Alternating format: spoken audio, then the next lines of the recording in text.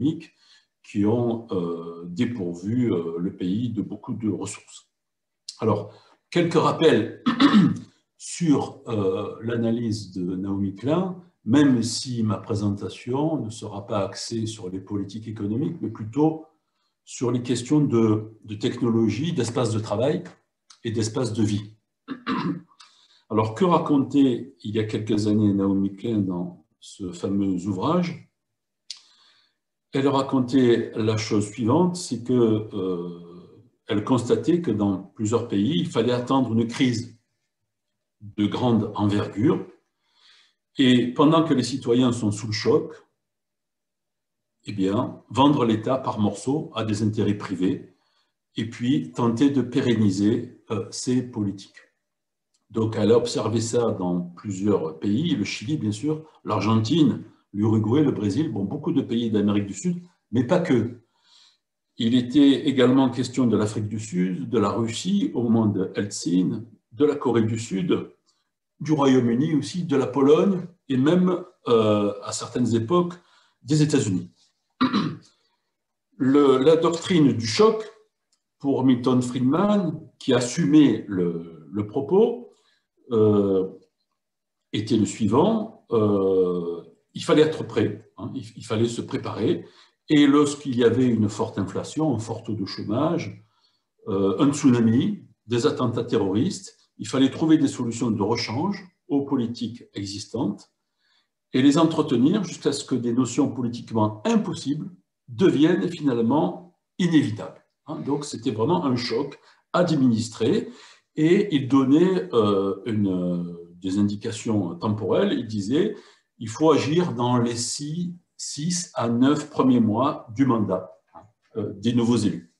Voilà.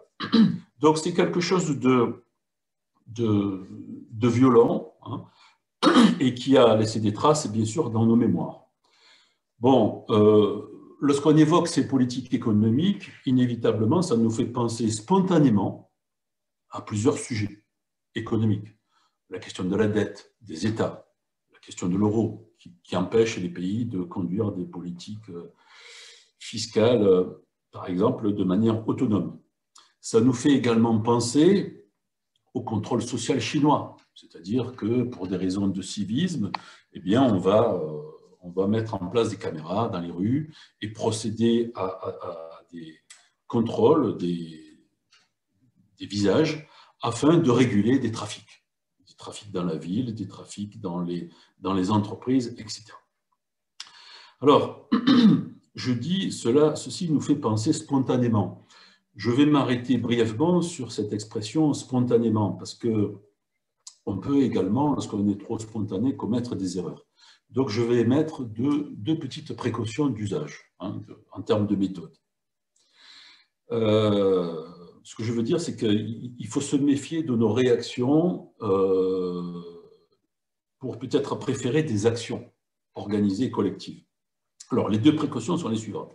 La première, c'est que lorsqu'on parle de technique, et ce soir je vais parler de technique numérique, je vais parler de contrôle, hein, d'information, lorsqu'on parle de technique, trop souvent, on raisonne en termes d'impact. Voilà. Tiens, il y a une nouvelle technique et ça va impacter le travail, ça va impacter les postes de travail, ou bien ça va impacter notre manière de s'alimenter. Hein. Au lieu de cuisiner, on va commander des repas et puis des sociétés vont nous livrer. Bon, raisonner en termes d'impact, c'est un peu trop court. Hein. Et c'est voué à l'échec. Pourquoi? Parce qu'en fait, la technique n'existe jamais seule. La technique est toujours de son temps. Et en fait, il vaut mieux parler de système technique, puisque nous sommes tous des utilisateurs de la technique. Voilà. Si nous utilisons les techniques, c'est que ces techniques remplissent des fonctions. Le microscope, le télescope, le cuiseur de riz à la maison. Hein.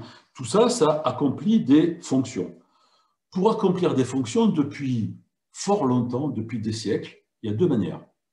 Il y a deux manières d'assumer des fonctions. Il y a des fonctions endosomatiques, c'est-à-dire notre corps, nos capacités humaines. Et lorsque ça ne suffit pas, nous utilisons des outils. Et alors là, la technique apparaît. Les techniques, on les nomme exosomatiques. Donc, c'est en dehors du soma, en dehors du corps. Voilà. Alors, bien évidemment, depuis fort longtemps, nous utilisons à la fois des moyens endosomatiques et des moyens exosomatiques pour remplir ces fonctions. Voilà. Prenons un exemple, se déplacer dans les années 2000. Se déplacer dans les années 2000, c'est une fonction. On peut le décliner de manière fort différente. Certains diront il faut se déplacer le plus rapidement possible, d'autres vont dire en émettant le moins possible de carbone, et d'autres diront il faudrait se déplacer le moins possible. Et on voit que chaque fois, on aura des propositions techniques très différentes les unes des autres. Donc ça, c'est la première précaution, éviter de raisonner en termes d'impact. La seconde précaution qui découle, c'est de tenter de ne pas chercher le grand responsable, le grand fautif, le grand coupable. Rechercher le coupable, ça évite de penser. Et ça, c'est très dommageable parce qu'il est urgent de penser à plusieurs notre avenir et notamment notre avenir technique, puisque nous ne pourrons pas nous passer de technique. Même s'il existe de grands opérateurs, si je reprends l'exemple du déplacement, il est évident qu'il existe des grands opérateurs mondiaux de transport et d'Internet, puisqu'aujourd'hui, le transport est en grande partie contrôlé par l'information et donc par Internet. Mais, en même temps, de manière simultanée, commander depuis chez soi des plats tout près, c'est également participer à la question de la mobilité et du déplacement. Voilà. Et donc, ça n'arrange pas nos affaires de commander des plats depuis chez nous de manière massive parce que ça renforce les stratégies des grands opérateurs. On pense tous à un opérateur en particulier. Bon, voilà, une fois qu'on a posé ces deux précautions, on peut envisager ce qui nous concerne depuis une année, c'est-à-dire un état exceptionnel, que j'appelle des moments de choc. Et avec ces chocs, nous avons des opérateurs, par exemple Zoom ce soir, est avec nous. Nous avons des grands opérateurs qui ont opéré des stratégies du choc. Alors, je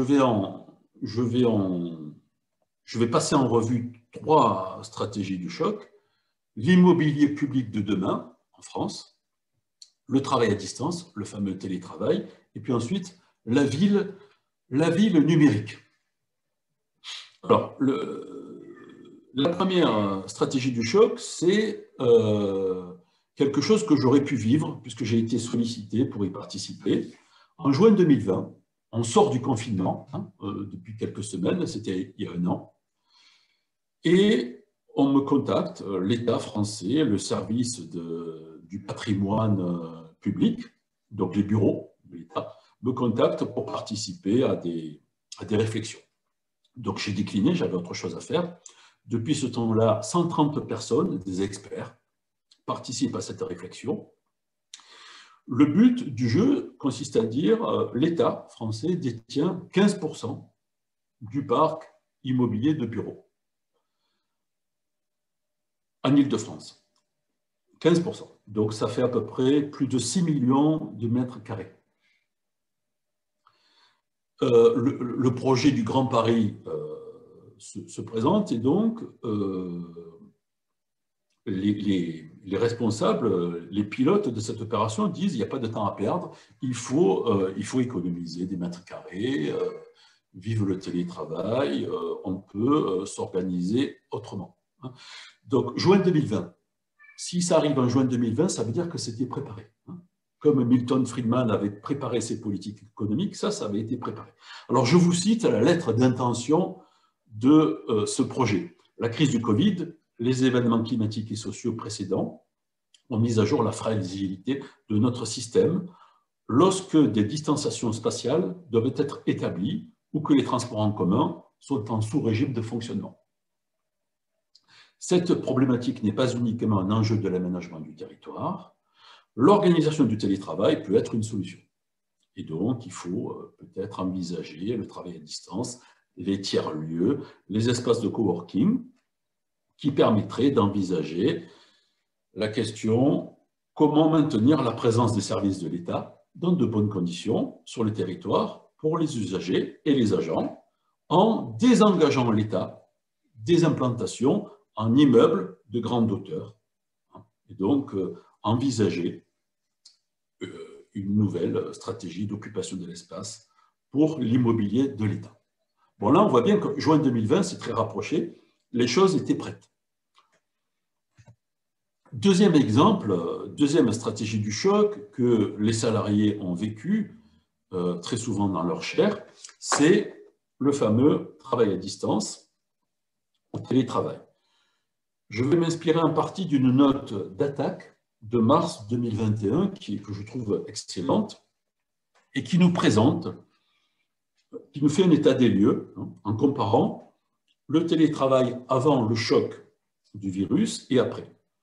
Alors, on nous raconte quoi? Ben, tout simplement que le télétravail, c'est une histoire qui se développe depuis les années 2000, le début des années 2000. Les grandes entreprises ont engagé des accords collectifs sur la question, mais dans les années 2000, c'était encore assez timide. Et puis, on a le choc de mars 2020 avec des millions de salariés en travail forcé. Travail forcé. Télétravail forcé. Alors, bon, si on remonte un peu avant ce choc de mars 2020, d'un point de vue juridique, eh bien, le télétravail fait son entrée dans le Code du travail en France en 2012, et il est dit que bon, toute forme d'organisation du travail dans laquelle un travail qui aurait également pu être exercé dans les locaux de l'employeur est effectué par un salarié hors de ses locaux, de façon volontaire, en utilisant bien sûr les technologies de l'information et de la communication. Et tout ça, ça peut faire du télétravail. À l'époque, ce n'est pas du travail à domicile, ce n'est pas du travail nomade et ce n'est pas du travail en débordement de la journée de travail. Et donc, c'est un télétravail, je dirais, qui n'implique pas de changement dans la durée du travail. Et c'est très encadré. Et puis, en 2017, les ordonnances Macron arrivent, et là, alors, un petit changement, le télétravail peut être une pratique occasionnelle en différents lieux, et ça peut être ouvert en négociation. On a le développement de ce qu'on appelle un travail gris, c'est-à-dire, mi-chèvre, mi-chou, bon, on ne sait pas vraiment ce que c'est. La DARES, c'est-à-dire le service des études statistiques du ministère du Travail en France, fait son enquête. Donc, 2004, le télétravail concerne 7% de la population active salariée, mais surtout en nomade. Ça concerne les banques, les assurances, le conseil aux entreprises. Voilà. Donc, c'est assez limité. 15 ans après, 2019, la DARES produit à nouveau une étude en disant très peu de changements. Hein, c'est toujours les mêmes secteurs, peut-être avec un peu plus de salariés de l'informatique, des télécoms. Voilà. Et on constate que chaque fois que le télétravail se développe, eh bien, il se développe avec de l'équipement numérique. Ça va avec. Hein, voilà, ça va avec. Et puis, le choc de mars 2020 se présente, et là, alors, on va assister à une bascule dans un travail à distance forcé. Alors, si vous voyez apparaître à l'écran mes diapositives, vous pouvez constater que dans ce télétravail, il y a des avantages, ils existent, et puis il y a des effets négatifs. Sans doute que les effets négatifs sont supérieurs aux avantages. Bon, ce tableau, il existait avant la crise de 2020, du virus, et il existe toujours après, et sans doute qu'il s'est... les effets se sont renforcés. Alors, les avantages, c'est que on a beaucoup moins de transport, hein, voilà. On peut avoir une certaine autonomie, on peut organiser son activité, surtout si on n'a pas d'enfants à la maison. Parce que si on a des enfants, c'est plus compliqué. Et puis, a priori, une majorité se débrouille bien dans ce travail à distance et il y a une bonne coopération avec les autres salariés à distance. Mais on a des effets négatifs qui sont nombreux. on en identifie 4. La durée du travail s'allonge, voilà, on a des horaires atypiques. On travaille plus, c'est plus intense. Hein. Il y a une pression temporelle, on est tout le temps connecté, on est branché en permanence. Pendant qu'on regarde la télé le soir, on regarde ses courriels. Bon. Il y a un stress d'organisation parce que parfois on a besoin d'être côte à côte avec des collègues de travail et là on ne peut pas. Et donc les écrans ne permettent pas ça. Et puis il y a des troubles. Hein. Il y a des troubles musculo-squelettiques, il y a de la fatigue visuelle et il y a pour certaines personnes des insomnies qui se présentent. Alors la bascule de mars 2020 ne change pas grand-chose à ce tableau. Hein. Selon les études du ministère du Travail, selon d'autres enquêtes complémentaires. On ne change pas le tableau, mais les effets négatifs se renforcent. Ils sont confirmés et ils se renforcent. Les entreprises, les entreprises qui sont interrogées par différents sondages déclarent que eh bien, le télétravail, c'est peut-être pas mieux que le travail sur site, qui est souvent déjà pénible, mais peut-être que dans l'incertitude, on n'envisage pas de changer d'orientation. Voilà. Donc, on pourrait assister dans les prochains mois à une certaine stabilité concernant le télétravail. Quelques exemples, Peugeot et Google, qui sont deux entreprises très différentes, envisagent de généraliser le travail à distance. Le travail au bureau pourrait devenir exceptionnel, en tout cas pour les salariés de bureau, pas pour les ouvriers qui sont dans les ateliers. Facebook, les employés pourraient rester chez eux en permanence. Et une entreprise comme Twitter, qui est plus de 4000 salariés, envisage un télétravail à vie qui pourrait être autorisé. Voilà, alors tout ça, ça fait réfléchir. Ça fait réfléchir. Il y a des enjeux d'économie de foncier. Il y a aussi des enjeux de découpage de l'activité en modules qui pourraient être confiés à des sociétés qui travaillent à distance. La coordination des activités, d'un point de vue global, se ferait par du télétravail. Bon, les perspectives sont ouvertes, mais on voit bien que dans les médias à court terme, on est sur une option de télétravail généralisé pour les employés de bureau. Alors, tout ceci, c'est récent, donc on ne peut pas trop spéculer. Par contre, on dispose, ce sera mon troisième exemple, on dispose d'une expérience numérique, technique numérique beaucoup plus rodée, qui est la ville numérique. Donc là, on a un recul de 10-15 ans. Alors, la ville numérique, c'est quoi? Je vais prendre des exemples. J'essaie d'être le plus pragmatique possible. La ville numérique, c'est IBM. IBM, 2010, ils officialisent un programme qui est rejoint par 2000 villes et qui consiste à dire, le transport, la pollution, l'éclairage, les incivilités, tout ça, ça pose problème. A priori, les pouvoirs municipaux ne sont pas toujours très bien équipés parce qu'il faut des capteurs, il faut de l'information. Et nous, IBM, on sait gérer les données. Donc, on vous propose des solutions clés en main. Et donc, on va démarcher les villes. En 2011, IBM installe à Rio, au Brésil, on parle très souvent de la Chine, mais pas du Brésil. À Rio, il y a une espèce de Minority Report, on connaît le film, c'est-à-dire IBM a proposé à la ville de Rio de prévoir à l'avance ce qui peut se passer dans la ville. Voilà. Et donc, il y a un centre d'opération, 400 personnes, qui produisent de la donnée, qui regardent des écrans et qui essaient d'anticiper ce qui peut se passer. Voilà. Les besoins en termes de pompiers, les besoins en termes de police, les besoins en termes de propreté, etc. Et tous les jours, on fait des rapports. Et on empile les rapports, on empile les informations. Alors, je vais prononcer deux termes.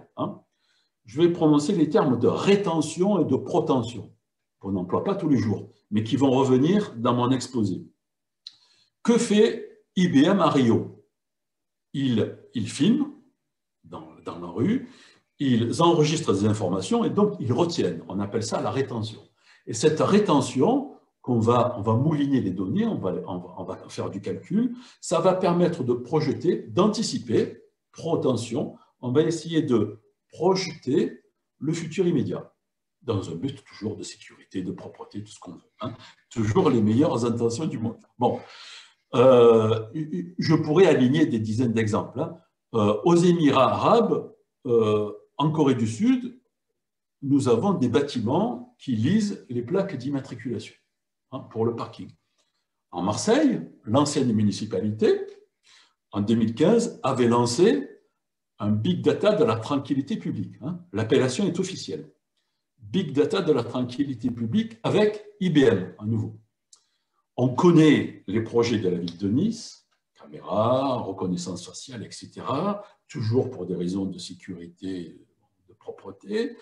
La ville de Rennes a confié à un grand éditeur de logiciels Dassault Systèmes, qui est une émanation de l'avionneur, un projet de modélisation de la ville, toujours à des fins de contrôle.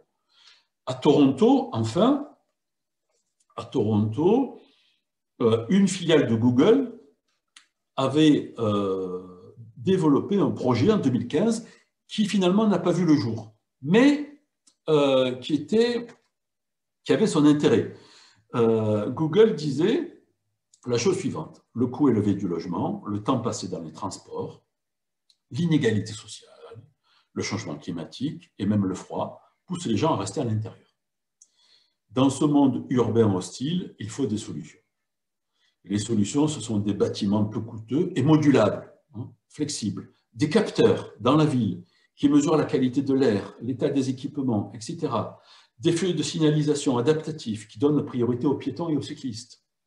Des systèmes de stationnement qui orientent les voitures pour le parking et bien sûr des robots de livraison et des voitures autonomes. Donc une ville cybernétique, des capteurs, des capacités d'analyse, de l'information, toujours l'information, pour anticiper le futur de la ville à court terme et pour contrôler. Hein. Gilles Deleuze disait l'information, ne vous cassez pas la tête, ça permet de contrôler. Hein. L'information, c'est le contrôle. Alors tout ceci, pour ceux qui lisent Damasio, l'auteur de science-fiction, ça vous fera penser aux villes administrées, non plus par des conseils municipaux, mais par des opérateurs privés. Marseille pourrait devenir la ville orange, Paris pourrait devenir la ville XYZ, Lyon, etc. Hein. Les villes pourraient perdre, ont déjà commencé à perdre les leviers de la gestion publique, de l'espace public, et des opérateurs interviennent directement dans la ville, tels que IBM, mais il y en a d'autres, hein, il y en a beaucoup d'autres. Alors, sur ces questions qui finalement nous amènent très loin, hein, à qui appartiennent les villes, hein, dans le monde diplomatique, il y a souvent des articles sur le contrôle de l'espace public par des opérateurs numériques. Hein. Morozov, par exemple, intervient souvent pour dire finalement, aujourd'hui, les plateformes numériques ont la main, ont le pouvoir pour gérer les flux et donc pour gérer l'espace urbain. Alors, ça questionne beaucoup. Hein, ça questionne beaucoup. Là-dessus, on sait des choses. Les chercheurs à l'université planchent sur ces questions depuis un certain temps et peuvent dire beaucoup de choses. Alors, je vous propose maintenant de passer à des propos un peu plus théoriques, hein, à partir de ces trois exemples, et à essayer de théoriser un petit peu, à minima, les chocs de type informationnel, hein, qui sont soutenus par des techniques numériques très puissantes. Alors, que nous disent les expériences de vie numérique, ou bien de télétravail? Ça nous dit qu'en fait, chaque fois, ce qui est en jeu, c'est notre attention. Travailler depuis chez soi, sur un écran, ce n'est pas pareil que travailler dans son bureau avec des collègues. Être dans la ville, en sachant qu'on est filmé, en sachant qu'on est observé, et puis recevoir sur ces applications, sur ces appareils, des informations pour nous orienter, forcément, ça affecte notre attention. Notre attention. Alors, l'attention, c'est quelque chose qu'on connaît depuis, de manière précise depuis fort longtemps. Lorsqu'on dit attention, en fait, on est pris dans un cycle de, justement, de protension et de rétention. Hein. La rétention, c'est ce qu'on retient, et ce qu'on retient, ça nous permet de nous projeter. Exemple, si je m'arrête de parler, vous allez être surpris. Et si je suis muet trop longtemps, vous allez vous dire, ça ne va pas, puisque vous vous attendiez à ce que je continue mes phrases et que je continue mon raisonnement jusqu'à une chute finale. Voilà. Donc, on retient pour projeter. Et lorsqu'on a projeté, on retient ce qui s'est passé. Et donc, c'est un cycle, je dirais, non pas infernal, mais c'est un cycle continu jusqu'au moment où on s'endort. Et, voilà. Et puis, lorsqu'on se réveille, ça reprend. Alors, les rétentions et les protensions, ça forme notre attention. Et ça se joue à 3 niveaux. À court terme, je vous parle, vous m'entendez, vous retenez, et puis vous projetez. Ça, c'est niveau 1. Et puis, si par bonheur pour moi, vous avez appris des choses, je serai très content. Et vous, vous aurez accumulé de nouvelles informations qui deviendront peut-être des connaissances. Et là, alors, on entre dans un second niveau, c'est-à-dire que votre imaginaire, vos idées vont peut-être s'élargir ou pas. Et donc, on sera dans des rétentions et des protensions secondaires. Donc ça nous appartient à nous, les humains. Mais, malheureusement pour nous, mais heureusement aussi, il y a le niveau tertiaire. C'est le niveau 3. Le niveau 3, c'est quoi? C'est la technique. C'est Google, c'est Amazon, c'est IBM, c'est le télétravail, etc. Mais c'est aussi les livres, alors c'est la poésie, c'est les films, c'est les romans, donc tout ce qui est en dehors de nos capacités, mais qui a été créé par nous les humains, c'est le niveau tertiaire. Et c'est ce niveau tertiaire qui va venir nous faire des propositions. Lorsqu'on lit de la poésie, on lit ou on ne lit pas. Si ça ne nous plaît pas, on abandonne. La grosse différence avec les outils numériques, c'est que les outils numériques ont fait irruption dans nos vies, on vit dans Internet, et les propositions sont très fortes, et parfois trop fortes. Notre gros problème, c'est que ces protensions et rétentions tertiaires, techniques, numériques, s'immiscent dans nos vies de manière très forte. Bon, a fortiori, la crise du virus, et puis Zoom qui est apparu juste après, Zoom s'était préparé, on ne peut pas refuser. Pour travailler, on a été obligé de passer par Zoom. Les amis du monde diplomatique, soit par Zoom, près de 4000 employés, Zoom avait 10 millions d'utilisateurs en 2019. Avec la crise du virus, ils sont passés de 10 millions à 300 millions d'utilisateurs. Le chiffre d'affaires a augmenté de 367%. L'action en bourse a été multipliée par 7. L'entreprise Zoom, qui fait beaucoup de protensions, qui fait beaucoup de plans sur la comète, ne prévoit pas dans les entreprises de retour au bureau massif. Ils parient là-dessus. Donc, ils vont investir là-dessus et ils sont écoutés par les États, puisqu'ils proposent des solutions et ça fonctionne. Il y a très peu de bugs. Hein. Voilà. Alors, ces propositions numériques, ces propositions tertiaires, on fait avec. Hein. On est tout le temps avec nos appareils. Alors, certains diront oui, malheureusement, mais oui, l'expérience quotidienne prouve que nous n'arrivons pas à faire sans. Alors, pour analyser tout cela, il y a ce qu'on appelle l'organologie générale. Hein. Alors, c'est quoi organologie? Il ne faut pas avoir peur du terme, ça vient d'organes. Hein. Alors, nous avons un cerveau, nous avons des membres, nous avons différents organes. Ça nous permet d'être intelligents, d'être réactifs, mais nous avons aussi des organes artificiels, hein, des organes de type tertiaire. Ces organes tertiaires, c'est tous les outils, toutes les machines, toutes les méthodes avec lesquelles nous travaillons. Voilà. Alors, est-ce qu'on pourrait s'en passer? Peut-être, mais jusqu'à ce jour, on n'arrive pas à s'en passer. L'expérience prouve, interrogez-vous tous les jours, on fonctionne avec de la technique, cette technique influence notre système d'attention, il paraît qu'on parle de plus en plus vite, il paraît que notre attention, en tout cas pour les jeunes générations, se disperse, on a beaucoup de mal à lire plus de 10, 20 pages, voilà. Et bien entendu, ça affecte nos relations sociales, notre vie dans la ville, notre vie au travail. Notre cerveau, notre sensibilité évolue avec ces techniques. Donc, c'est ce qu'on appelle l'organologie. Hein. Voilà, on évolue avec de la technique et bien sûr nos relations, hein, toutes nos relations. Le problème, c'est que lorsque la technique va trop vite, lorsqu'elle va très vite, on parle de, moi je ne parlerai pas de disruption parce que ce n'est pas le bon terme, mais je parlerai de court-circuitage. C'est-à-dire que nos capacités sont court-circuitées par des outils techniques et par des outils numériques. Voilà. L'expérience depuis 1 an montre que nous travaillons tous les jours avec des écrans, avec des logiciels.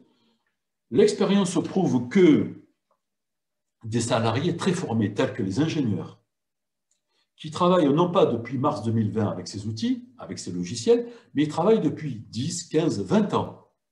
Ils travaillent avec des logiciels d'aide à la conception. Je me suis spécialisé depuis quelques années avec des collègues dans mon laboratoire sur le travail des ingénieurs. Et donc, on fait l'enquête. On va dans les grandes entreprises, l'aéronautique, l'automobile, les travaux publics, l'informatique. Que nous racontent ces ingénieurs? Ils nous disent, avant, on travaillait avec du papier. On faisait des plans sur des papiers. Il fallait réfléchir, c'était difficile, il fallait reprendre, on pouvait gommer. Aujourd'hui, avec le logiciel calcule à ta place. C'est quelque chose, la 3D, la 3 dimensions, les logiciels d'aide à la conception, c'est quelque chose qui t'empêche d'imaginer. Voilà. Sur un plan, on avait de l'espace. Avec le logiciel, tu as moins d'espace. Tu es contraint, hein, spatialement. Donc, ton imaginaire au travail est beaucoup plus contraint. Avant, on avait beaucoup plus de facilité. Aujourd'hui, avec ces outils numériques, alors aujourd'hui, ça veut dire depuis les années 80 en fait, hein, ce sont des outils qui sont très puissants, ils font la réflexion. Voilà, ils font la réflexion. Voilà, alors, ces quelques propos que je pourrais allonger pour les ingénieurs, ce sont des propos récents, mais qui concernent leur expérience de travail depuis les années 90, hein, parfois depuis les années 80. Donc là, on dispose d'un matériel empirique en termes de coopération avec la technique numérique qui est ancien. Et ça pourrait nous aider pour comprendre peut-être l'avenir de notre travail salarié à court terme avec le télétravail. Voilà. Alors tout ceci, bien entendu, c'est documenté dans beaucoup d'études, dans beaucoup d'ouvrages. J'en présente un, qui est le dernier ouvrage coordonné par notre ami Bernard Stiegler, bifurqué. Hein, voilà, bifurqué. Il n'y a pas d'alternative. Hein, on est pris dans un étau, on est pris au piège. La technique, en termes médicaux, bien sûr, ça nous a permis de nous soigner, mais lorsque cette technique nous contraint trop fortement, il faut savoir s'en séparer, hein, il faut savoir bifurquer. Mais pour bifurquer, il ne faut pas dire la technique, c'est sale, je ne m'en occupe pas. Il faut concevoir, peut-être avec des ingénieurs, des informaticiens, tout un tas de spécialistes, il faut essayer de concevoir autre chose. Sinon, on va subir, on va résister, mais on va se faire avoir. Hein. Donc, mon message ce soir, c'est par rapport à ces stratégies du choc qui, j'espère, vous l'avez compris, sont préparées, aussi bien en termes de politique économique qu'en termes de politique technologique, nous-mêmes, il faut se préparer. Hein. Il faut bien sûr continuer à dénoncer, il faut résister, mais il faut aussi se préparer pour proposer autre chose, par exemple dans la ville, pour refuser les caméras de surveillance, Laurent Mukeli a montré que ça ne servait pas à grand-chose en termes de police. Ben, il faut insister là-dessus. Et puis, peut-être que toutes les techniques numériques ne sont pas à jeter, mais il faut s'en servir pour autre chose. Hein, pour autre chose, pour de la vie en commun, pour du soin, pour du travail dans les quartiers, pour du travail en coopération, etc. Après tout, certains paysans qui font du bio utilisent les plateformes numériques, mais ils les utilisent de manière modérée pour distribuer des produits qui, a priori, vont dans un sens qui est souhaitable. Donc, par rapport à ce fameux contrôle social chinois assisté par des techniques numériques de pointe, ben, il faut essayer de se déprendre, il faut essayer de faire un pas de côté pour préparer autre chose. Hein, pour préparer autre chose. Et cette autre chose, si je reviens sur l'organologie, je terminerai avec ça, c'est bien sûr aspirer à une autre vie psychique, à une autre vie, vivre un peu plus paisiblement, de manière un peu moins frénétique, essayer de moins commander, sinon ne plus commander des repas à domicile, ne pas utiliser Uber, ne pas utiliser Amazon, qui sont des entreprises, qui sont des employeurs détestables, mais qui sont aussi des entreprises qui ont des projets détestables en termes civiques, en termes de convivialité. Donc, il faut mettre de côté tout ça. Il faut aspirer à une vie en commun, une vie sociale qui soit un peu plus respectueuse et plus coopérative. Hein. Et puis, troisième pied, hein, l'individuel, le collectif, le social, le technique, il faut investir la technique. Il faut investir la technique. Les amis du monde diplomatique, ils ont investi la technique, mais si je taquine, pourquoi Zoom? Ce serait bien de travailler avec des logiciels non propriétaires, hein, avec de l'open source, hein, voilà. Donc, ben, c'est peut-être en route, hein. Sachant que la technique, elle est là depuis fort longtemps, hein, et si on remonte à l'Antiquité grecque, les Grecs disaient il y a la nature et puis il y a l'outillage. Alors, la nature, c'est la physis. Hein. Lorsqu'on dit physica en grec, ça veut dire naturellement. Physica, c'est physique, c'est la nature. Et la technique était là pour apporter ce que la nature ne pouvait pas apporter. Par exemple, pour se soigner, ben, on a inventé, alors à l'époque avec des herbes, l'herboristerie, on a inventé des poisons qui étaient des remèdes aussi, des pharmacones. Hein. Et ça, c'est la technique qu'il apportait. Alors, lorsqu'on se soignait, c'était bienvenu, mais lorsque, bien entendu, on développe ça à grande échelle pour l'administrer à des personnes qui ne sont pas forcément en demande, eh bien, c'est plus tellement un remède, ça devient un poison, ça devient une addiction, ça devient une drogue. Voilà.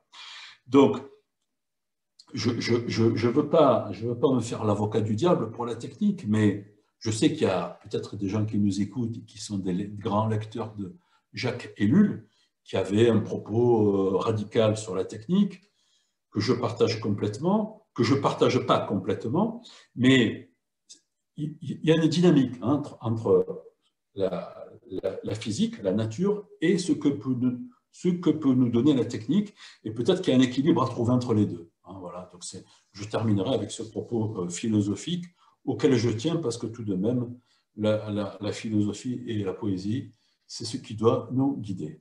Voilà. Tu coupes le micro. Bien, merci beaucoup, Claude. Donc, ouais, voilà, on a une petite astuce technique pour empêcher l'écho. Donc, juste le temps à Bernard de rassembler les dernières interventions, et je lui laisse la parole dès qu'il le souhaite. C'est bon, Bernard, je suis prêt. Il n'y a pas eu énormément de questions, il y a surtout eu beaucoup de réactions. Non, tout le monde est. Donc, Bernard, la parole est à toi. Oui, oui, mais tu m'entends? On m'entend? Allô? Est-ce qu'on m'entend?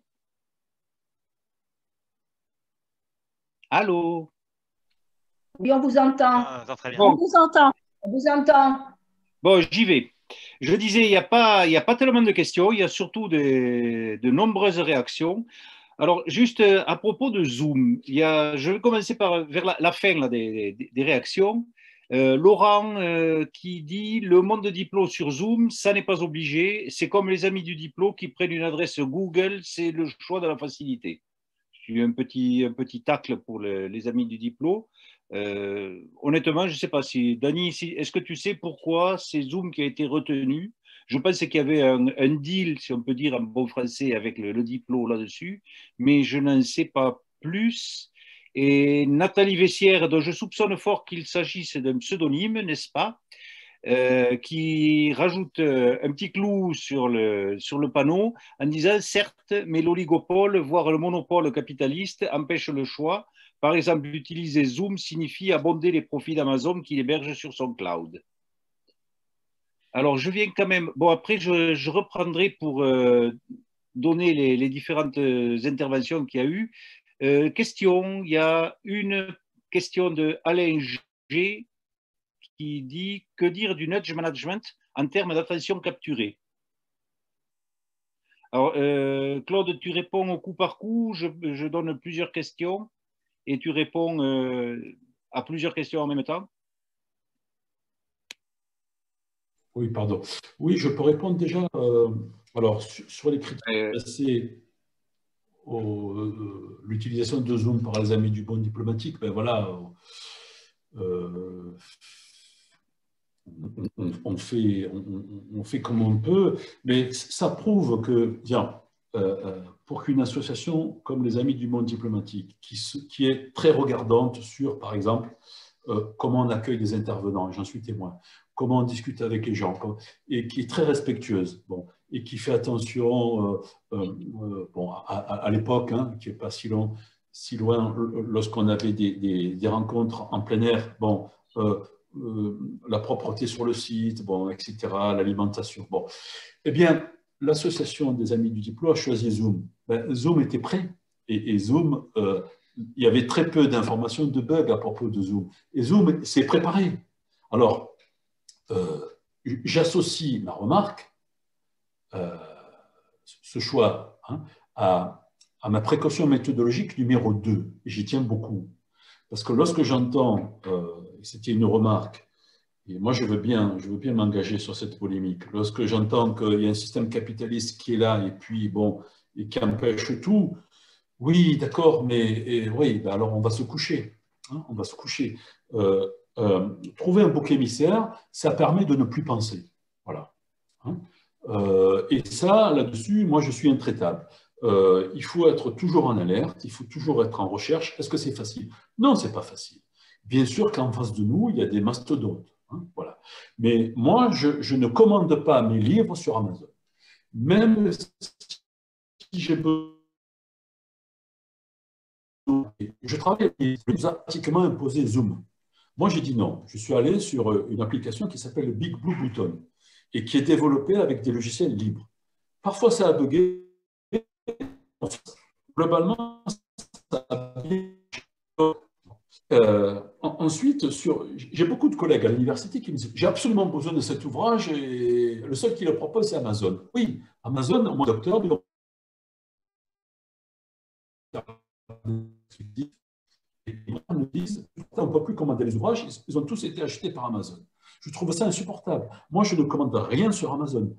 Dans quelques mois, j'aurai peut-être la chance de publier un ouvrage, je me battrai avec l'éditeur pour pas qu'il soit sur Amazon. Voilà. Alors, c'est rien du tout, hein, je veux dire,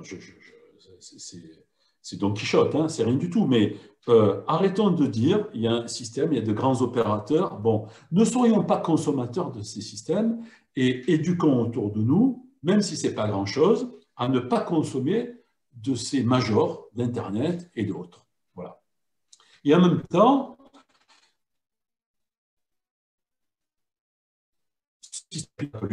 auquel on participe tous les jours, parce que tous nous avons des comptes en banque quelque part et parfois d'épargne, donc bon, hein, et c'est Alors, ça produit de l'entropie, c'est-à-dire que ça produit toujours de la même chose. Et lorsqu'on produit toujours de la même chose, on sait qu'on bloque le système. Donc, à terme, le système est condamné. Donc, il faut préparer autre chose. Préparer autre chose, certains préparent. Ils envisagent d'aller sur d'autres planètes, ils envisagent de se mettre à part sur des îles, de se protéger, et ils auront des milices avec eux. Ils auront des milices. Eux,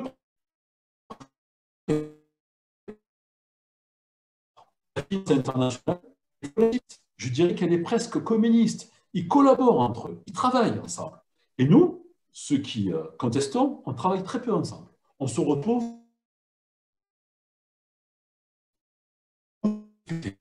pour résister. Mais ça ne suffit pas. Ça ne suffit pas. Il faut préparer autre chose. Il faut préparer d'autres systèmes de vie qui seront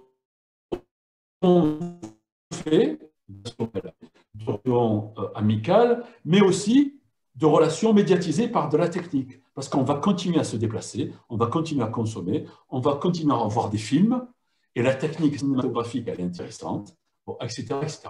Donc, tout ça, il faut le préparer. Et invitons des ingénieurs à réfléchir avec nous. J'aime pas cette expression du monde d'après, mais pour préparer l'avenir, voilà, notre futur, travaillons avec des ingénieurs. Ne travaillons pas uniquement avec des sociologues, économistes, travaillons avec des ingénieurs. Voilà. Donc, voilà, ça c'était pour les premières remarques. Après, il y a le nudge. Ben, le nudge, c'est le marketing. Le marketing, ça veut dire, c'est-à-dire que c'est très rusé. Bon, ben moi, je suis dans des formations depuis les années 90. Je suis censé enseigner le management. Bon, alors, pour la petite histoire, management, ça ne vient pas des États-Unis, ça vient du français. Hein. Le management, ça vient de ménager sa monture. C'est-à-dire qu'il y a un cavalier qui a un objectif de déplacement, il a un cheval, c'est le moyen, c'est l'organisation, et il utilise le moyen pour atteindre son but. Et donc, c'était ménager. Voilà. Alors, ménager, ouais, il faut se ménager, quoi. Il faut tout ménager aujourd'hui. Et le nudge, ben voilà, le nudge, c'est l'expression, la traduction, c'est attirer l'attention par un petit mouvement, un coup de coude vers quelque chose. Bon, effectivement, il existe des cellules de nudge dans les ministères, dans les entreprises. C'est vieux comme le marketing. Bon, j'en pense beaucoup de mal. Est-ce que ça affecte l'attention? Ben oui, voilà. Et l'attention, ça commence lorsque, par exemple, vous m'écoutez et lorsque vous vous dites tout de suite, ah, ça me fait penser à ça. Et je n'ai pas parlé plus de 45 secondes et déjà, je suis catalogué. Je le fais aussi. Mais voilà, ça c'est quoi? Ben, on projette, on fait de la protension sur ce qu'on est en train d'écouter. Et malheureusement, on passe à côté de beaucoup de choses. Hein. Alors oui, le nudge, c'est une technique redoutable pour formater les attentions. La version comment dire, grand public, c'est le temps de cerveau disponible. Hein, voilà, c'est le temps de cerveau disponible. Ben, malheureusement, les salariés qui ont dû travailler avec les écrans toute la journée, et qui le soir, fatigués, se mettaient devant leur télévision, ben, ils ont passé plus de 10 heures devant les écrans. Ben, devant un écran, surtout lorsqu'on écoute, on suit des médias qui répètent infatigablement les mêmes propos, ben, c'est sûr que l'attention est considérablement formée. C'est sûr. C'est sûr. Hein, voilà. Ben, le nudge Barbara Stiegler a produit des analyses là-dessus qui sont très détaillées. Bon, le Monde Diplo produit des études également très détaillées. Bon, voilà. Hein. Mais malheureusement, ça, comment dire, c'est pas récent. Hein. C'est une technique qui a une trentaine d'années. Hein. Voilà. Donc c'est très rodé. C'est très rodé et c'était prêt à l'usage. C'est un choc aussi. Hein. C'est un choc. Ouais. Je peux intervenir? Tu viens de parler de Barbara Stiegler. Il y a Lise Lavallée, justement, qui vient d'envoyer un petit message en disant Barbara Stiegler parle fort bien du nudge, que Macron utilise fort bien. Lire Pandémie et démocratie. Pour revenir à Zoom et à Amazon,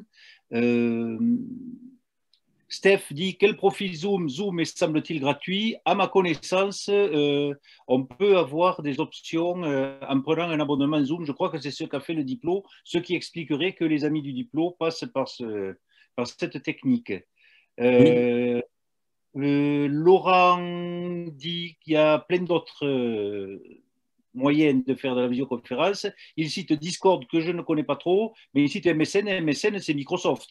Donc on a le choix entre Google et Microsoft. Et Oui. voilà. Oui. Voilà. Oui, alors. Par rapport à Amazon, ça y est, j'ai vu. Oui, Steph qui dit pour les livres, pour éviter Amazon, il y a Place des libraires. Effectivement. Oui, C'est tout à fait. une solution. Tout à fait, oui. Alors, tu veux que je rebondisse tout de suite sur Zoom? Je regarde, oui, il n'y a pas tellement. Il y a deux questions, une qui vient d'arriver. La technique, c'est Claude Leclerc, Club pour l'UNESCO, à tout le monde. La technique est un médium. Pourquoi vouloir la rejeter plutôt que de la maîtriser? Et voilà, je ne sais pas si tu peux répondre là. Sinon, j'ai encore. Après, j'ai beaucoup de remarques. Donc, j'en ferai Oui. un gros Oui, condensé, je pense. Oui, oui. Ben, la technique, bon, voilà, moi, ce que je souhaite te dire, c'est qu'il ne faut pas la rejeter. On ne peut pas la rejeter. On ne peut pas la rejeter, on vit avec.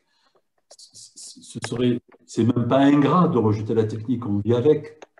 Nous sommes ici avec Danny, avec 2 ordinateurs, 2 téléphones portables, une caméra, de l'éclairage, de l'électricité. Bon, voilà. Alors après, c'est quel usage, hein? C'est la fameuse question des usages. Il faut savoir que la technique, elle est toujours de notre temps, comme nous sommes de notre temps. Tout ce que nous pouvons imaginer, ça s'inscrit dans les années 2020. Hein, voilà. Alors ceux qui racontent qu'ils vont se retirer quelque part pour vivre à quelques-uns, ils sont toujours dans les années 2020. Bon, donc la technique, elle est toujours de notre temps. Elle est tout sauf neutre. Elle a été produite. Avant d'être produite, elle a été conçue. Et je suis bien d'accord pour dire qu'il y a des conceptions qui s'adressent à des usages qui sont complètement inutiles. Oui, voilà. Oui.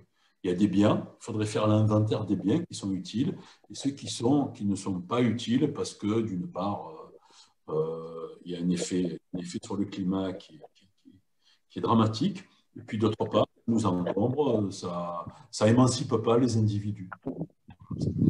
Bon, alors, une fois qu'on a dit ça, il faut vivre et penser avec la technique pour ne pas, de ne pas en être tributaire. On utilise tous des ordinateurs, mais la plupart d'entre nous, on ne sait pas comment ça marche. Et il y a quelques années, certains ont dit, nous, on fait du développement informatique, on sait comment ça marche. On fait des programmes et on vous propose de vous montrer comment ça marche pour essayer de partager les méthodes et les techniques. C'est super. Voilà, ça peut être une émancipation. Et en gagnant du terrain en termes de savoir-faire technique, alors, effectivement, on peut éloigner des solutions qui nous arrivent, des incitations, des machines qui nous sont imposées par d'autres, notamment de grands opérateurs. Oui, effectivement. Sur Zoom, alors Zoom, il y a une version gratuite, il y a une version payante. Zoom, par exemple, a vendu aux universités des versions payantes en disant vous allez l'utiliser forcément et il n'y aura pas de bug. Vous allez payer, donc vous allez payer un forfait. Je ne connais pas les tarifs, mais vous n'aurez pas de bug et on vous accorde un fonctionnement 24 heures sur 24, 7 jours sur 7. On peut faire du Zoom quand on veut, comme on veut. Bon, effectivement. Pour rester sur le thème de la technique, Lise Lavallée fait une remarque. La question de fond, c'est la technique au service de l'humain et non l'humain au service de la technique. Tout à fait. Alors, je reviens à une question, je remonte un peu dans le temps, de Jacqueline. Comment, en effet, couper court à l'opportunisme qui est la vache à lait du capitalisme, aller plus vite que, si je peux me permettre, avant de te laisser la parole, moi, quand on parle de capitalisme qui récupère, j'ai toujours en tête l'ouvrage fondamental de Boltanski et Chiapello, qui date d'une 25 ans à peu près, qui s'appelle Le Nouvel Esprit du Capitalisme. Et c'est un bouquin qui est toujours d'actualité, je pense. Oui, tout à fait, oui. Ben, le pouvoir de récupération d'un système qui organise la relation de travail, le fait que... C'est un monsieur. Hein. Ah. Marie Lebeau, vous êtes... il faudrait couper le micro peut-être, oui. Sinon, ça va faire de l'écho. Oui, ben, le système capitaliste, il est puissant, il est très intelligent, il a fait ses preuves depuis quelques siècles.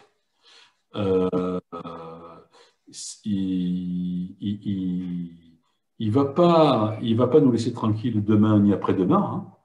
Voilà. Donc, il y a beaucoup de raisons. Il y a beaucoup de raisons, mais c'est bien d'entrer dans le détail parce que le capitalisme, c'est pas quelques individus quelque part qui organisent le monde. Hein. Voilà. Quelle est notre capacité à nous tous, de nous organiser dans des coopératives, à nous passer de personnes qui nous disent ce qu'il faut faire quand il faut le faire. Hein, voilà. Donc,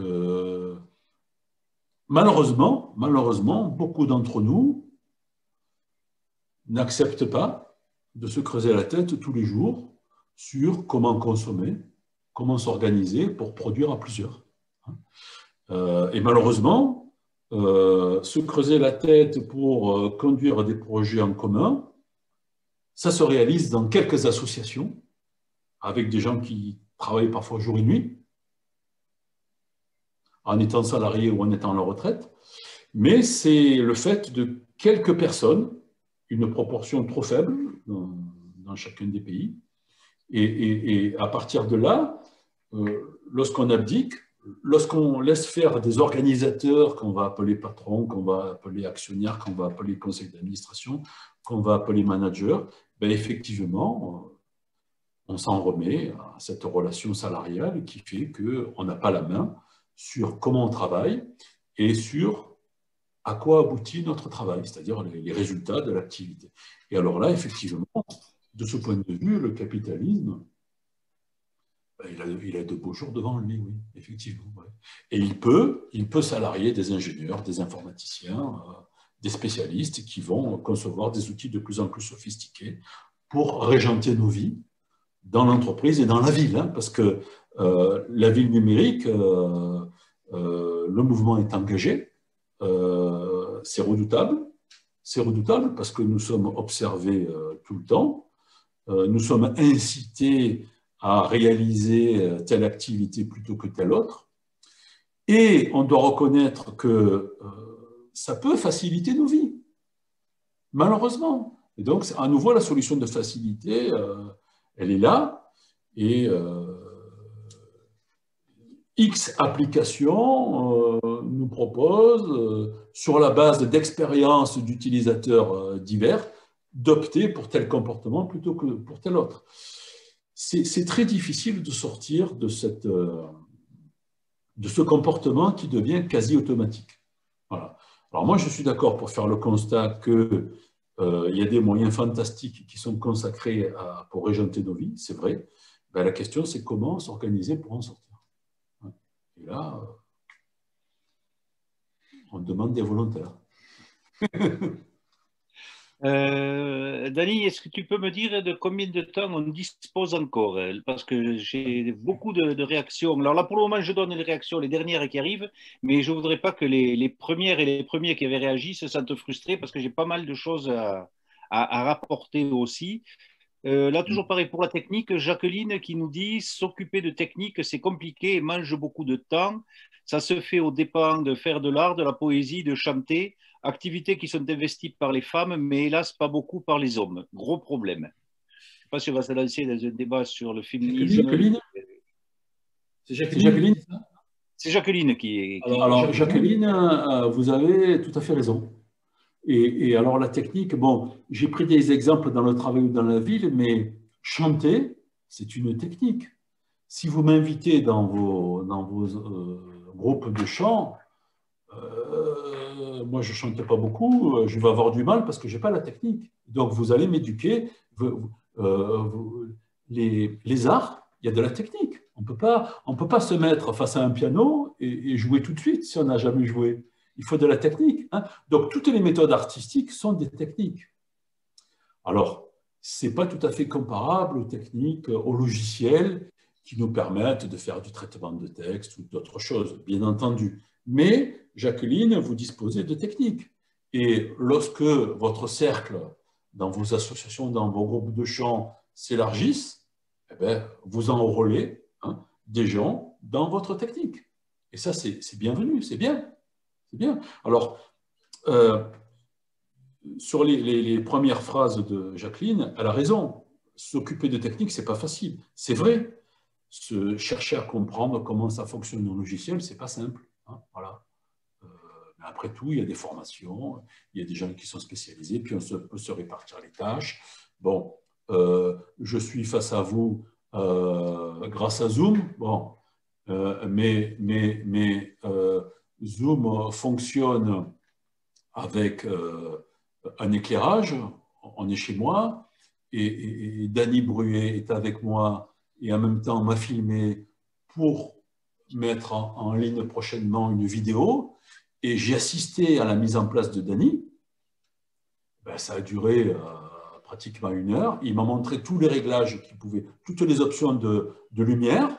Et j'ai été ébahi devant toutes les possibilités qui étaient offertes. Eh bien, Dany est arrivé avec sa technique. Ben, il y avait la technique des logiciels, mais il y avait aussi son maniement, hein, et donc sa propre technique. Donc, essayons de ne pas nous faire tout petit devant la technique. Nous avons des techniques, nous avons des savoir-faire. Et ces savoir-faire, il faut les développer. Et il ne faut pas les développer individuellement, il faut faire des coopératives de savoir-faire. Hein, voilà. Il y a des expériences, il y a des gens qui travaillent ensemble depuis des années, ce n'est pas nouveau. Hein. Il y a des gens qui font plein de choses ensemble, notamment des choses très techniques. Donc, il faut y aller, quoi. On n'a pas le choix. Sylvie demande, il faudrait peut-être répondre assez rapidement. Pouvez-vous aborder les alternatives open source? Alors là, les open source,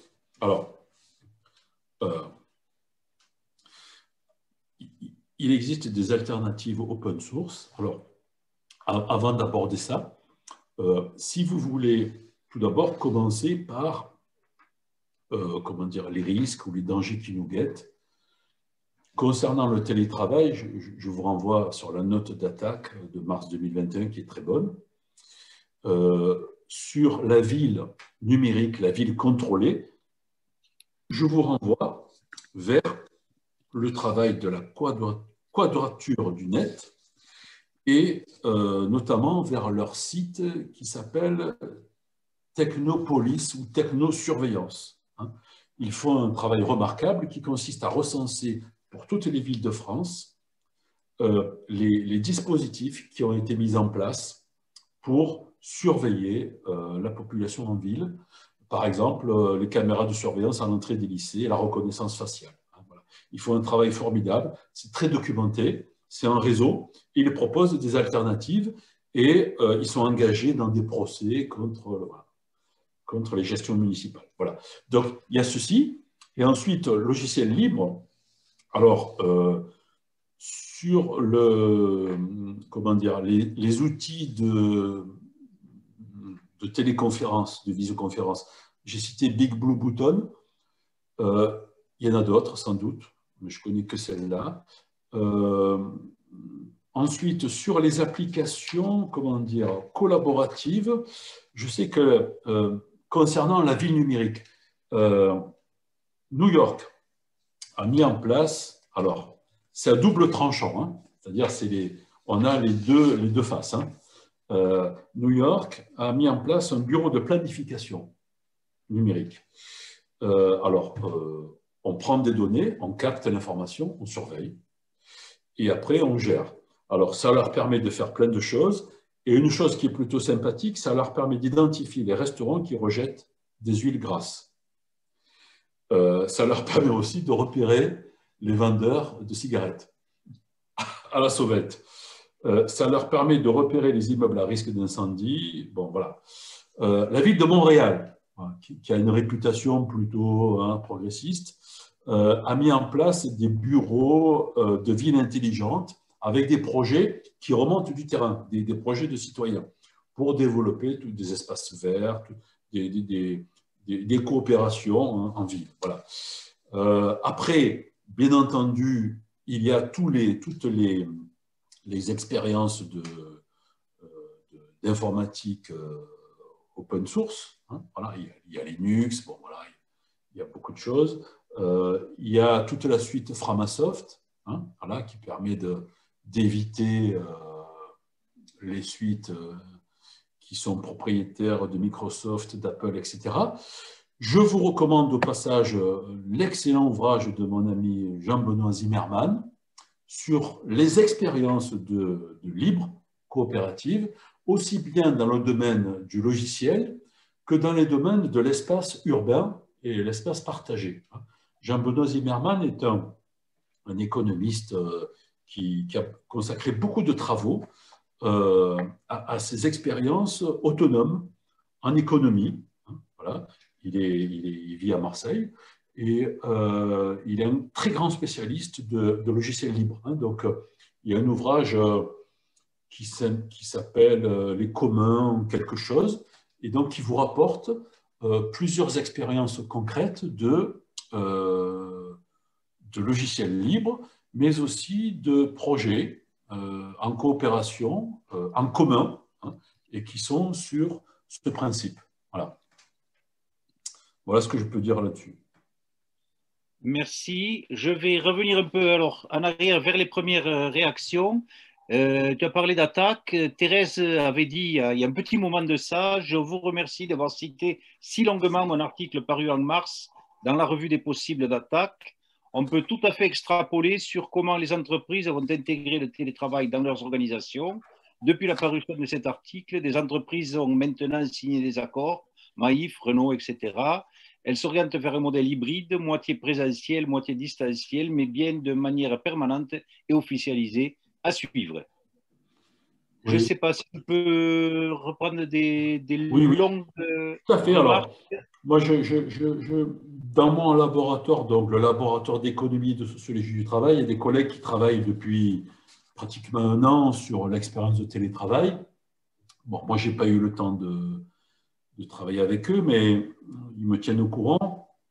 Et effectivement, la note d'attaque qui est vraiment très pointue, bon, qui reprend des travaux de la DARES, donc le ministère du Travail, est très... c'est une note concise, très précise, qui met très bien en perspective les enjeux et les expériences récentes. Et ça recoupe d'autres études, mais c'est vrai que cette note est vraiment très bien faite. Et dans cette note, il est dit que un sondage de novembre 2020 sur un peu plus de 2000 personnes affiche des résultats qui font réfléchir. Alors, suivant cette enquête, Harris Interactive, 39% des gens qui ont été sondés déclarent que leur métier ne peut pas être exercé en télétravail. 39%. 36% déclarent que leur métier peut se faire en télétravail sans difficulté. Donc 39 contre 36. Et 25% disent on peut télétravailler, mais avec des difficultés. Voilà. Donc ça fait réfléchir. Pourquoi ça fait réfléchir? Parce que si on discute au-delà du sondage, si on discute avec les gens, le télétravail, ça permet d'économiser le transport. Il y a des avantages, et puis il y a des inconvénients très forts, et il y a de la souffrance aussi. Si on est bien installé chez soi, si on a un jardin, s'il n'y a pas d'enfants qui crient à la maison, si les connexions sont bonnes, si, bon, voilà, l'architecte qui travaille chez lui, bon, peut-être qu'il a de bonnes conditions de travail. D'autres employés de bureau qui sont peut-être sur des activités moins captivantes vont le vivre différemment, c'est sûr.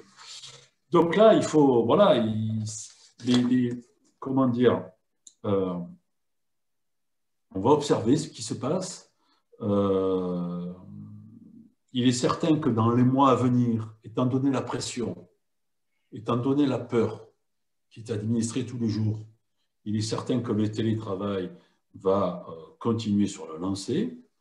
Une fois que l'habitude est prise, ben, que va-t-il se passer?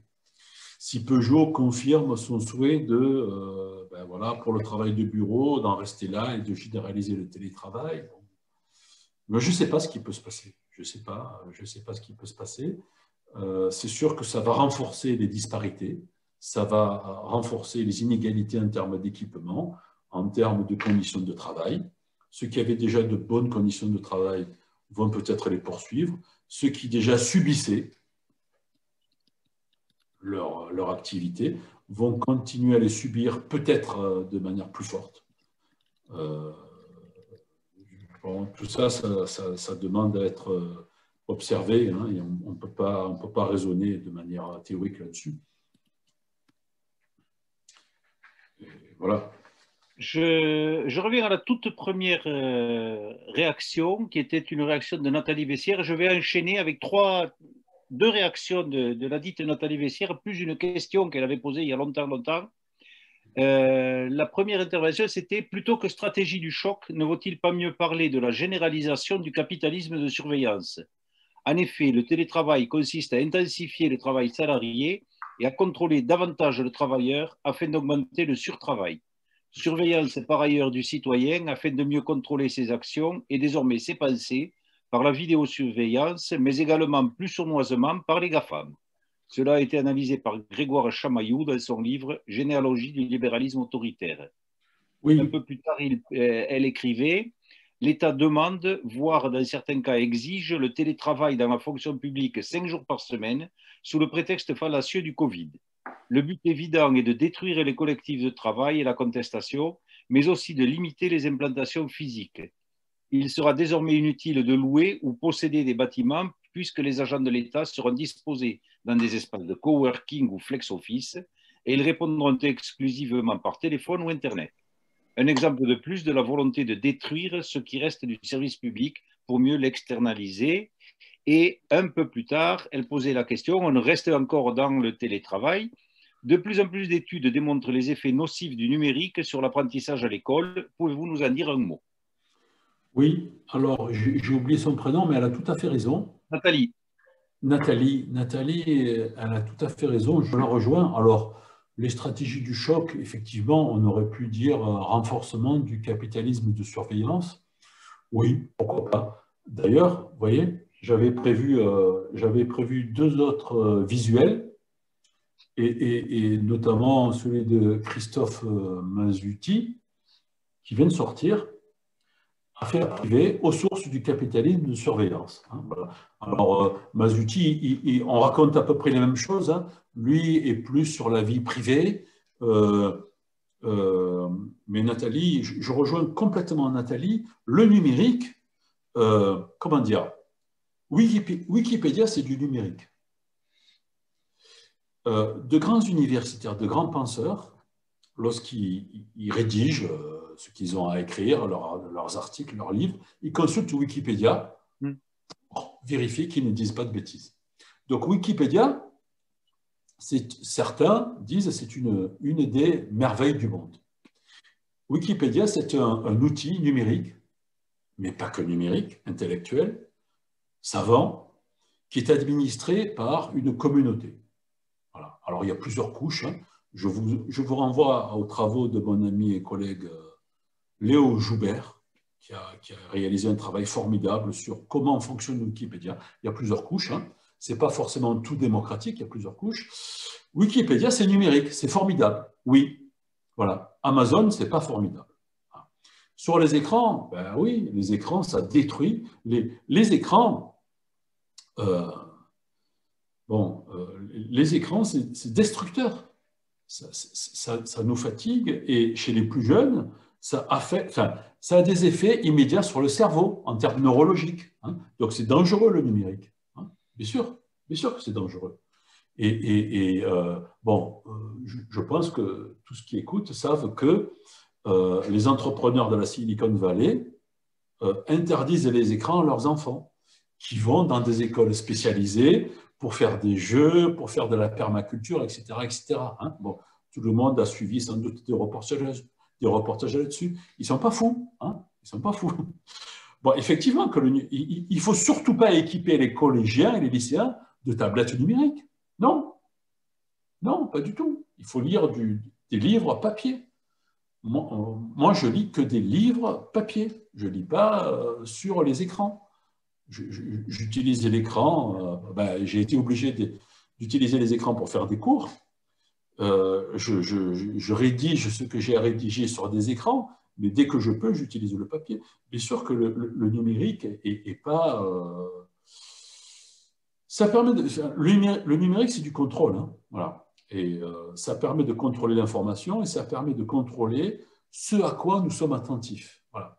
Alors nous, à nos âges, nous sommes éduqués, il n'y a pas trop de dégâts, mais chez les plus jeunes, il faut absolument être très, très vigilant. Il faut savoir que certaines mamans qui sont dépassées par les événements et qui ont du mal à allaiter leurs enfants utilisent leurs écrans de téléphone avec la lumière blanche pour captiver l'attention de leurs enfants et pour allaiter. Hein. Donc, il y a dans le nord de Paris, sur le territoire de Plaine Commune, une expérience pour essayer d'éviter ça. Donc, il y a une psychologue et toute une équipe avec des gens de l'association Ars Industrialis qui planchent là-dessus pour essayer d'éviter cette catastrophe programmée qui consiste à bousiller les cerveaux des enfants. Oui, ça va jusque-là, oui, ça va jusque-là, oui, bien sûr, bien sûr. Je ne sais pas, Dany, qu'est-ce que... Alors, Dany dit qu'on pourrait prendre une dernière remarque, une dernière question. Oui, alors, remarque, il y avait une remarque assez longue de Laurent. Il ne faudrait pas que ça relance un échange. C'était par rapport à ce que tu as dit sur Rennes et Dassault. Ça remonte donc un bon bout de temps. La ville de Rennes et Dassault, c'est partiellement vrai. Le contrat a été passé avec une boîte locale qui a été rachetée par Dassault. J'ai travaillé pour cette boîte, Archividéo, qui commençait à faire Google Earth avant Google, mais n'avait pas les moyens de ses ambitions. C'était avant 2000. Alors, je ne retrouve plus la suite. Oui. Ah ben si, parce que j'ai fait un montage des diverses interventions. Et puis peut-être, je pense que la toute dernière question, mais je crains que ça n'envoie sur une nouvelle conférence. C'est une question de fond. C'est Amélie qui la pose, qui dit « Bonsoir, est-ce que se réapproprier les outils techniques ne passe pas nécessairement par une réappropriation des moyens de production, dans la mesure où les objets sont produits par les propriétaires de ces moyens de production, dans le sens de leurs propres intérêts ?» Complètement. Bon, voilà, donc la deuxième intervention, complètement, entièrement, c'est là-dessus qu'il faut travailler. Donc oui. Et sur la question Rennes Dassault Systèmes, donc Dassault Systèmes, c'était très, très rapidement, c'était dans les années 80 ou 90, je ne sais plus, c'était une petite boutique, c'était un groupe d'informaticiens qui travaillaient pour faire les plans des avions Dassault. Et puis, ça a été externalisé, c'est devenu une des 3 entreprises mondiales de conception de logiciels. Ces logiciels permettent de concevoir les objets de tous les jours. Airbus l'utilise, Renault, Peugeot, Volkswagen, tout ce qu'on veut. Et effectivement, ils vendent du service à d'autres utilisateurs tels que des villes. Alors, je serais intéressé d'échanger avec la personne qui est intervenue sur Rennes. Alors, j'ai cité Rennes. Moi, je n'ai pas étudié en détail le cas de Rennes. Hein. Moi, j'ai étudié des bureaux d'études industrielles. Mais effectivement, hein, moi, je suis prêt à le suivre hein, s'il a connu de près cet exemple. Mais ce qui est intéressant, c'est que c'est une tendance. C'est-à-dire que, voilà, ce n'est pas n'importe quoi. Hein. Lorsqu'on élabore des logiciels pour des villes, ça veut dire que, voilà, il y a une espérance de gain. Dassault Systèmes travaille également pour une autre ville qui est beaucoup plus grosse, qui est la ville de Mexico. Voilà. Alors ça, à ma connaissance, c'est beaucoup plus développé. Hein, voilà. Alors Mexico, c'est des millions d'habitants, de la pollution, etc. Et effectivement, là, il y a des moyens techniques importants qui sont investis. Alors, certains disent, chez Dassault Systèmes, ils ne sont pas fous, ils savent qu'on ne peut pas faire n'importe quoi, on ne peut pas aller vers des villes complètement cybernétiques, complètement contrôlées, il faut faire avec les habitants, donc ils sont ouverts. Moi, je ne sais pas, hein, ce n'est pas ma spécialité, mais je pense qu'il faut regarder de ce côté parce que ça peut aller très vite. Hein. Marseille a eu un projet de Big Data dans la tranquillité publique, c'était l'appellation officielle. La nouvelle municipalité est en train d'installer de nouvelles caméras. On avait parié avec d'autres que ça s'arrêterait là, mais non, on investit dans les caméras. Bon, pourquoi faire? Pour manipuler quelles données, pour quels résultats? Bon, voilà. Pourtant, cette municipalité, le printemps marseillais, affichait des intentions très différentes. Bon, donc on est sur des orientations qui ne sont pas forcément des plus sympathiques. Donc, il faut être vigilant là-dessus, effectivement. OK. Donc, le temps de faire un petit montage technique. Bien, écoutez, l'heure avance, donc on va devoir terminer cette conférence. Merci à vous tous pour vos interventions. Merci à Claude pour cette conférence.